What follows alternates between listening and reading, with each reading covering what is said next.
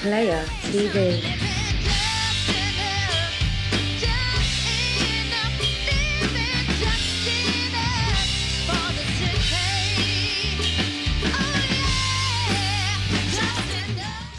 Hello everyone, hope you're all well.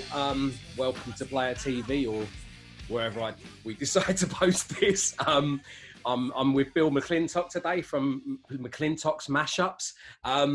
We've been in touch this year because we did a charity song. How's it going, Bill? You all right? Yeah, doing fine. How about yourself? Yeah, not bad, not bad. Before we start this, I just got to remember, tomorrow you're blowing out 40 candles, aren't you? Yeah. 40th birthday tomorrow on a Monday. That really sucks to have on a Monday. Yeah. You know? How are you feeling about it? I had a meltdown when I turned 40. I'm 43 now, but I remember when I hit 40, I'm like, no, this is not happening. I don't know. I don't think much of it, like it's okay. It is what it is. I feel like I just turned 30 though, 10 years ago. It's just like, I know, it creeps up, doesn't it? So do you want to give us a little background? Because so you've been doing mashups for a while, haven't you? Yeah, a few years, like three and a half years I've been doing them.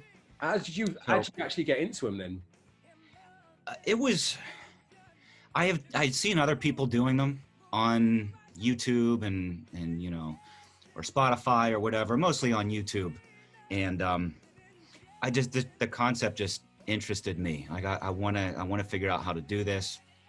And I just from having a background in music and music technology, I had an idea of how I would put them together, what kind of steps I would have to go through, and eventually just honed it so that I was able to do it pretty smoothly. It didn't take a whole lot of time to do the technical side of it. I suppose finding the two songs at work is that the hardest part of the whole project? Definitely, it is. Yeah. And and sometimes I'll find two songs that I think are working really well together, and I'll start to put it together and change my mind. It's like, no, I don't like it anymore. One that I remember quite well from my uni days was The Real Slim Shady. I think it's the Real Slim Shady. Oh, wait a minute. It was basically a Britney Spears song. Oops, I Did It Again. Oops, The Real Slim Shady Did It Again. Oh, yeah. So it was, Britney Spears, Oops, I Did It Again, but then Eminem over that. But I suppose with rap songs, it's not actually as hard to do a mashup because you don't have to worry about the key and stuff like that. That's exactly it. And that, or anything where the guy's not singing. A lot of Corey Taylor stuff from Slipknot, at least like during the verses, he's not, there's no pitch happening. Slayer is the biggest one. They, you don't have to worry about key at all with that. It's all about rhythm and groove and how it's going to fit. So it opens up a lot more options. You can find stuff where you don't have to worry about, okay, this has to be an A minor or and you could even use major keys, which is the best. If you can find a pop song that's in major and put Slayer over top of that, then that's just gold right there. Yeah, just imagine that. Yeah. Well, you said Nile Rodgers has tweeted one that it was one with, was it Iron Maiden and Chic, wasn't it? It was, yeah. It was, yeah. And that was just a huge surprise. I wasn't expecting that at all. Yeah. But there was somebody who I'm friends with on Facebook who tagged me in it, saying that he had done that. I'm like, oh my, you got to be kidding me. But it was funny how it led up to that, because the day before that, I was just on the YouTube, no, not YouTube, the Facebook McClintock Mashups thing that I have. Right. And it had said like different people started following it or whatever. And Nile Rodgers was one of the people who started following it. I'm like, what? Like, this can't be this. It's an official account and stuff like that. Or whatever. Like, that's ridiculous. And then the next day he had taken the video and put it on his personal Facebook page, and had it on there, and his like Twitter, and I don't know what else, maybe Instagram, but that, I mean, it was he went full in. He went everywhere with it, basically. Yeah, he did. I mean, he really liked it. So, and I thought that was so cool that he would share that with everybody. Did you actually hear from him or anything like that? No, I never actually talked to him. All right. I just wrote, thank you. I commented on, like, thanks for sharing this, but I didn't actually talk to him. So basically, the reason you and me met was because of your mashup for Living for the Paradise City, which I heard probably about 2 years ago or something like that. I just saw the picture of like obviously the thumbnail, which must have been a bit from the Guns N' Roses video. I think it's of Duff, isn't it? Oh, yeah, that's right. With the city in the background. That's yeah. I remember. And I saw that, and I was like, "Living for the Paradise? What's this?" And I clicked on it. I went, "This is incredible." And then, and then I actually text my friend Chantel. She's a singer I work with. And I just sent her. I think I went on her Facebook and I just posted it on her timeline and said, "Can we do this at our next gig?" And she was like, "Yeah, this is brilliant." And then obviously it just never really happened. But then obviously this year we decided to do the gig economy, just based off of your song. So how did you get? What was the inspiration behind for you do it? I mean, I explained why I did it, but I'd love to know how you originally came up with that concept. I mean, I had done the soul metal thing, you know, which people kind of just coined that term, soul metal. Yeah. Where you have a soul singer and just combine it with either rock or heavy metal or something. And it's such a good combination. It just naturally fits so well where you have a vocalist, a soul singer with just such a powerful voice. And then you put that over top of a metal song and it works incredibly. It's so good. And, you know, and the Marvin Gaye and Rat one was the first one I did. Yeah. And I never had that concept of soul metal. I picked those two songs, the Marvin Gaye and Rat, and it's like, oh, this is cool. You know, I'll try this. And people loved it. But the Stevie Wonder was pretty much the same idea where I wanted to take his vocals, which of course are incredible, and find some kind of rock song for it. And I mean, generally just the way that I approach it, I knew that the Stevie Wonder, I think it is, I'm pretty sure it's G flat, F sharp. I think that was the key of that one. Yeah. So I'm just going through different ones. I might have, at that time, I might have used a database where I could search by key and tempo and came across the Guns N' Roses and just try to put it together. And it just worked just really naturally, you know?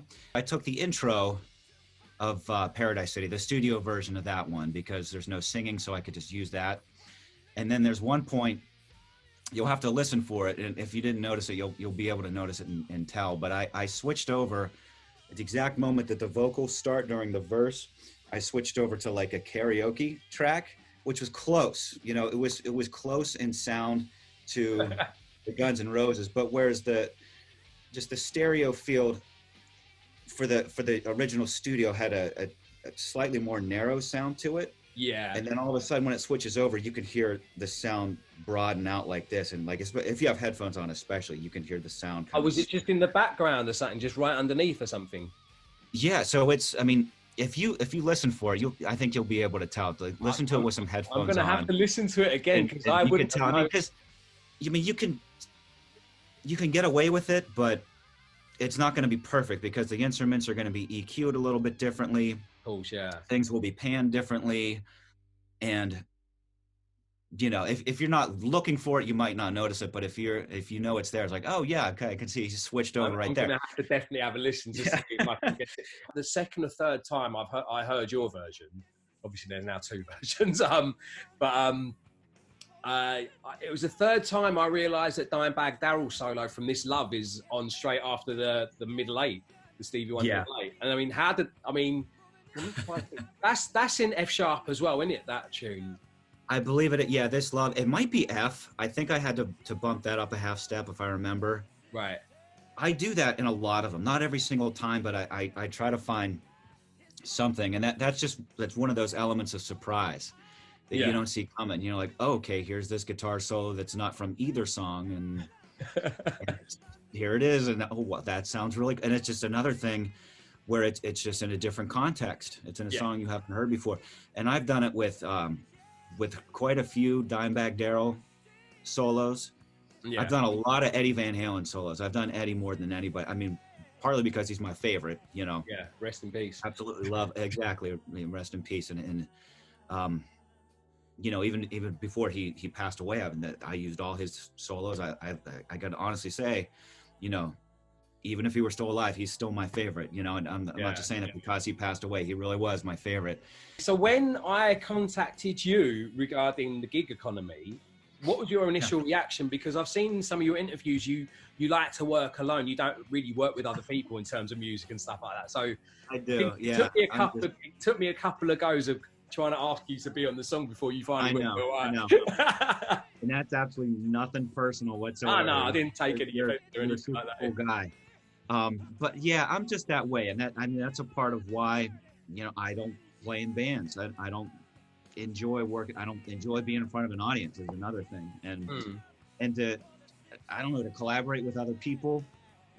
And you know, as I said in the other interview, as far as doing the work of the mashup, I've never collaborated with anyone. I like to have that control. I'm such a perfectionist. I have issues with perfectionism, and you know, and this, I have to do it just this way.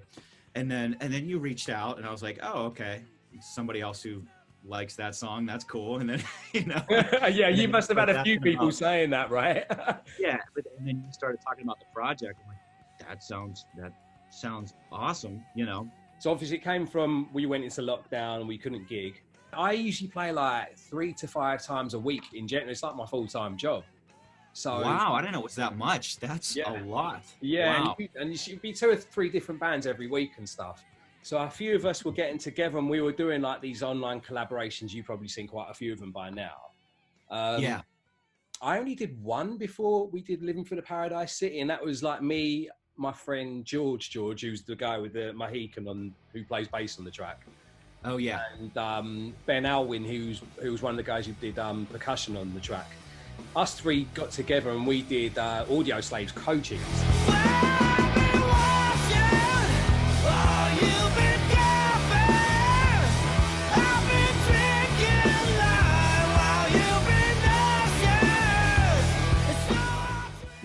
That was the first one, and that did really well.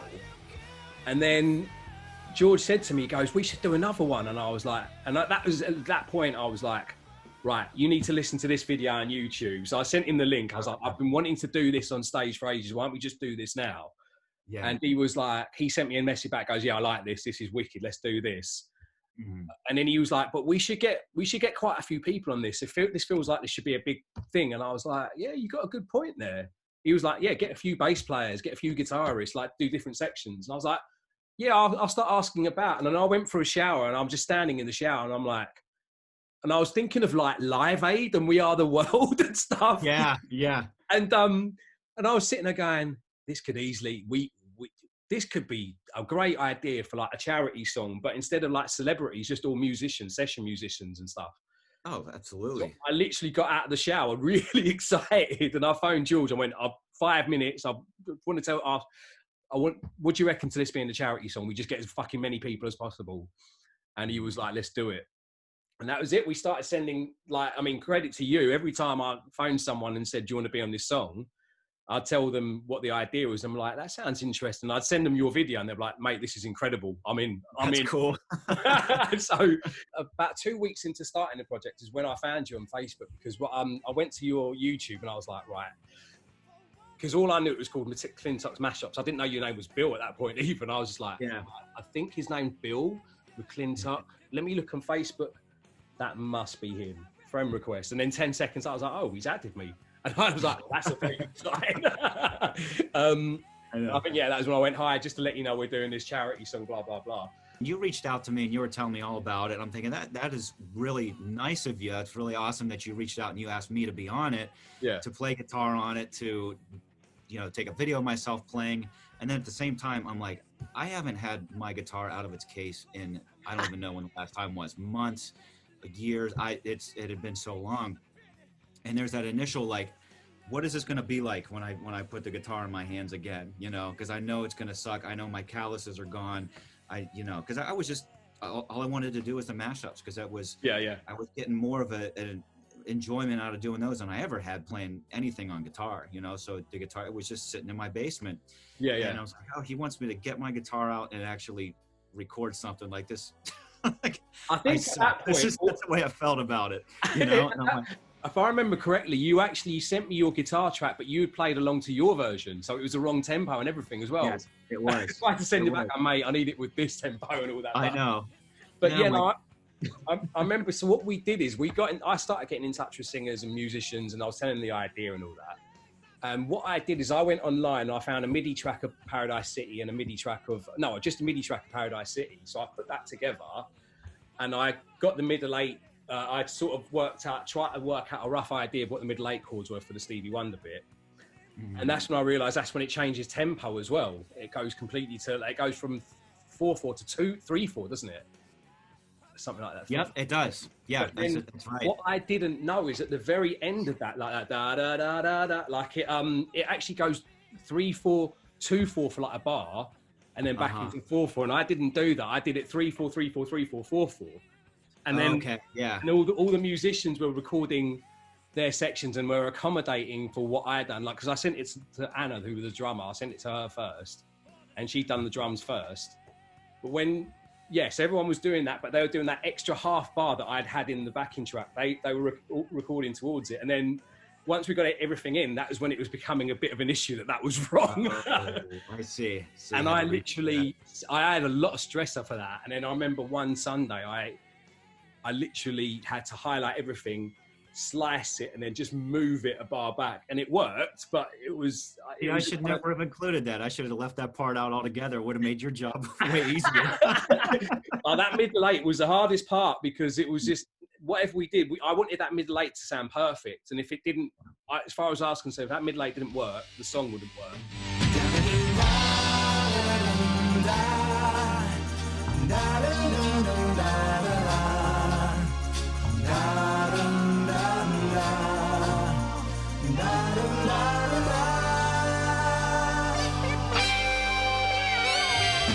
And it's funny because it almost didn't happen. Like I wanted to have something to kind of break up just the monotony of the dun dun dun dun dun. Yeah.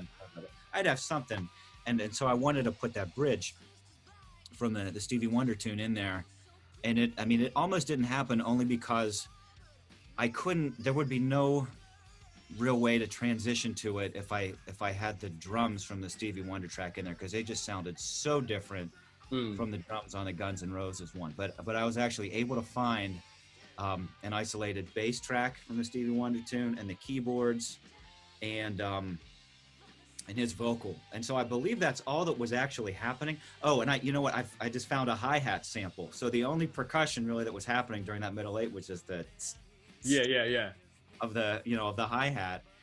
And then it was those other ones. I'm like, this actually is kind of cool. I think the transition it sounds pretty smooth, I mean, it's almost like, I don't want to say jarring, but it's like, oh, whoa, like that's cool. You were able to include the bridge part from the Stevie Wonder tune, and then like there's the part after that where the guitar kind of fades in, and then the Dimebag Darrell solo part right after that. But I was like, I guess that works. I can actually do that. Now, I was glad that I was able to break up that monotony of just the guitar riff happening over and over again. But then never thought it would be such a pain in the ass for you. I had all these ideas for it, and in the end we had to sort of just literally go through all the vocals and go, right, no.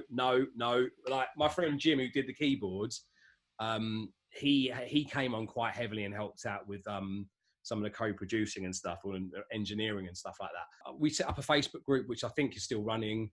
At this point, I kind of sort of said, would you be able to help out or offer some advice, this, that, and the other? And then you was on a WhatsApp or a Facebook group messenger with me and a few other people like Ghost and George and all that. And I sort of, at that point, I went, I think you should be on this song, mate. And you didn't really reply. You was like, I think you just liked the post or something. And I was like, yeah. And I sat there and went, I'm going to have to it's going to take me a while to convince this guy. But I was persistent. You were persistent. That is true. I'm like, okay, I guess I'll do it. Fine. Yeah. A boy is born in Hot Mississippi, surrounded by four walls that ain't so pretty. But it ended up becoming a bit of a worldwide thing. Like, it was supposed to be me and a bunch of people from England, but it ended up being like we had a guitarist from Canada called Dre Bora on it.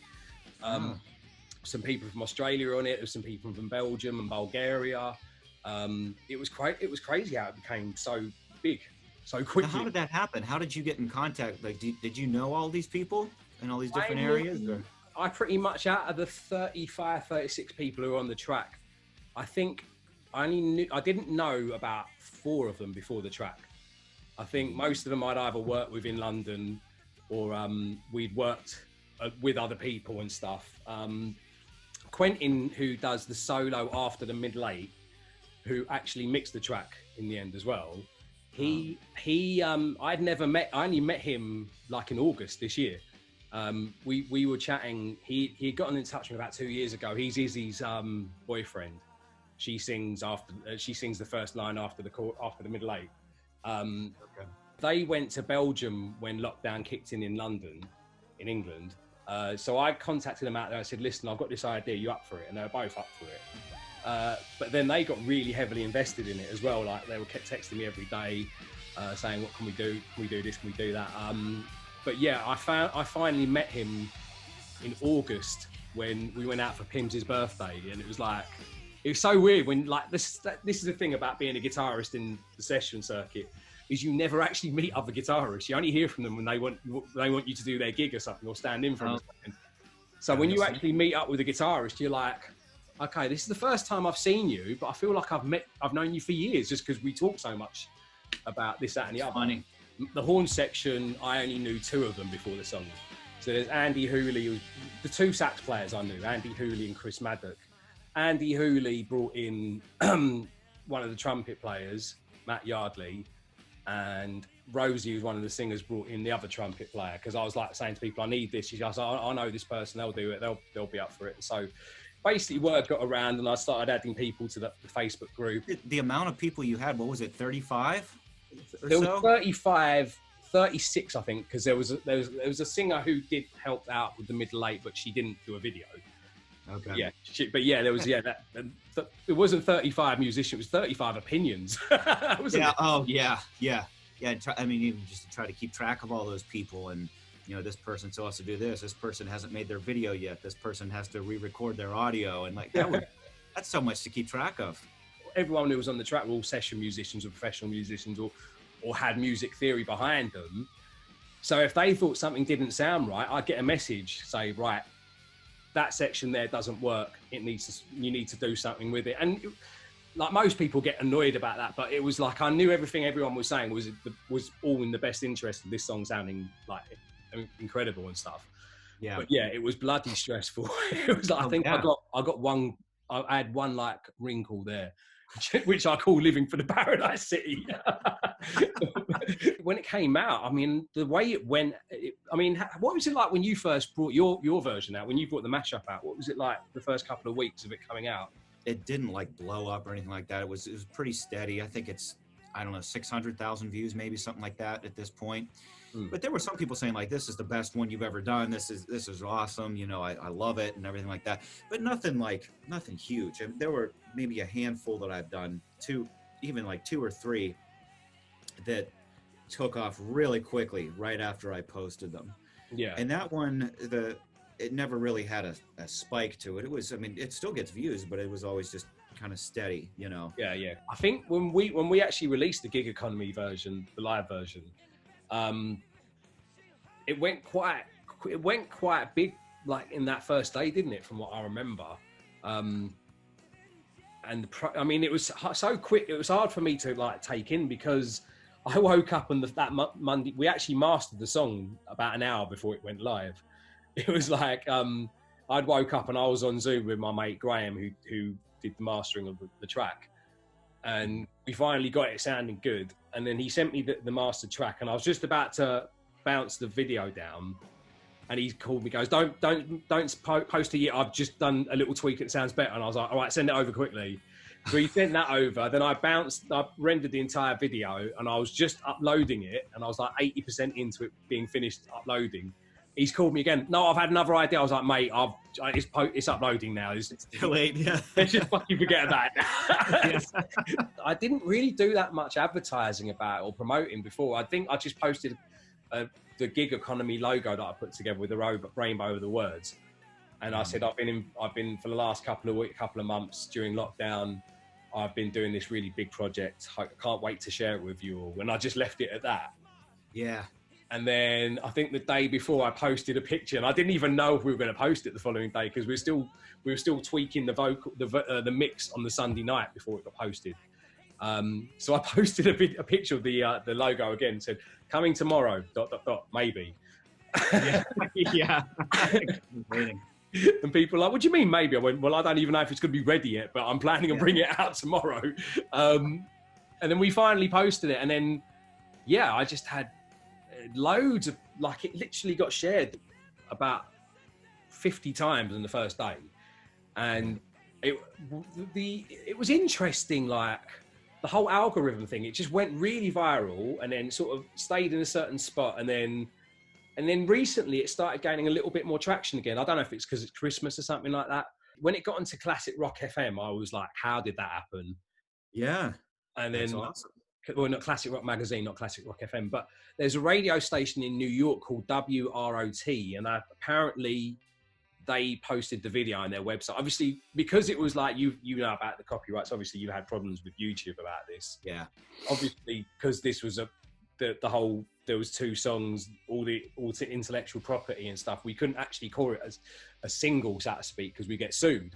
So anyone who interviewed me would be like, oh, so how's it going with the charity single? I'm like, yeah, the charity song is great. And I just correct them straight away. And that's why it wasn't on Spotify, nothing. It was just literally, the idea was we put the video out, and you don't have to donate, but if you'd like to donate, there's a button there.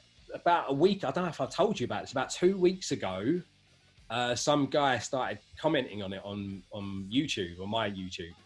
And he's like, why have I not seen this before? I'm sending it to the right people. I'm like, okay, thanks. Who are you? It turned out to be Kylie Minogue's producer. Really? Yeah. And I was like, bloody wow. When we released that, what did your fan base think of the fact that one of the songs had gone live? Because it was most of the people who, most of the articles that were published about the song, the project, they were bigging you up, saying McClintock's Mashups is the first time one of his songs has been recorded live and stuff like that. I saw that. I think that might have been on Classic Rock Magazine as well. Maybe, yeah. And yeah, I posted it, and I think that they thought it was really cool that many people got together and covered it. Like, oh, McClintock has his own cover band now or something like that. I'm sure if we asked them, they probably want to do another one. Yeah. Yeah, and a lot of them, like the people, like I guess I call them the real fans, the ones who just comment on every single video and are really into it.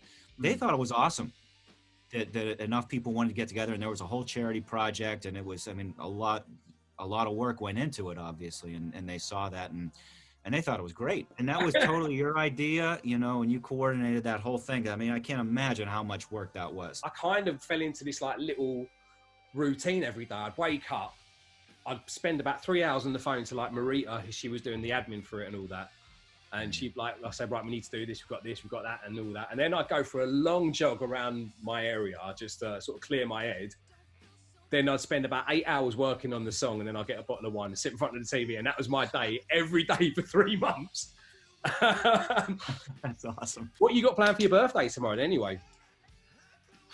Go to work. My wife told me that, she's like, no, make sure you don't go to the gym on your birthday. You can't be out in the evening. And she's like, make sure you have your phone on you at 8 o'clock. So. Oh, right. So she got something planned then. Yeah. Yeah. So we'll see. It was wicked chatting to you again, Bill, and actually been quite good and getting to know you these last couple of months as well. You too. Absolutely. And hopefully we can actually do something in the future, bit work-wise, if you're willing to work with other people again. Now that I've done it once, I know I can do it, so I'll be all right. Yeah, that seal's broken. Is there any, like, where can people find your stuff? It's basically on McClintock's Mashups on YouTube and stuff like that, isn't it? Yeah, if you, because my channel is the main place. That's where I post everything. But you type in my name, because that's still like the actual name of my channel. It's just my name, just Bill McClintock. Right, yeah. McClintock. When this is all over, and if you guys want a trip to London, come down, man. There's about 35 musicians who can't wait to meet you. I think I would actually take you up on that. That would be amazing, because I'm off in the summer, so maybe I could take a couple days and do come out. it. That'd be awesome. Yeah, come. We'll take you to some gigs and stuff like that as well. That would be fantastic. Hopefully they'll be happening again by then. I know. I hope by the summer. I really do. Nice one. All right, mate. Well, have a good birthday tomorrow. I'm sure I'll text you tomorrow morning anyway. So I'm quite intrigued to find out what happens at 8 o'clock tomorrow evening as well. So I'll have to. Oh yeah. I'll have to send you a message to find out. Yeah. Wicked, mate. All right, mate. Speak to you soon. All right. Take care, Leo.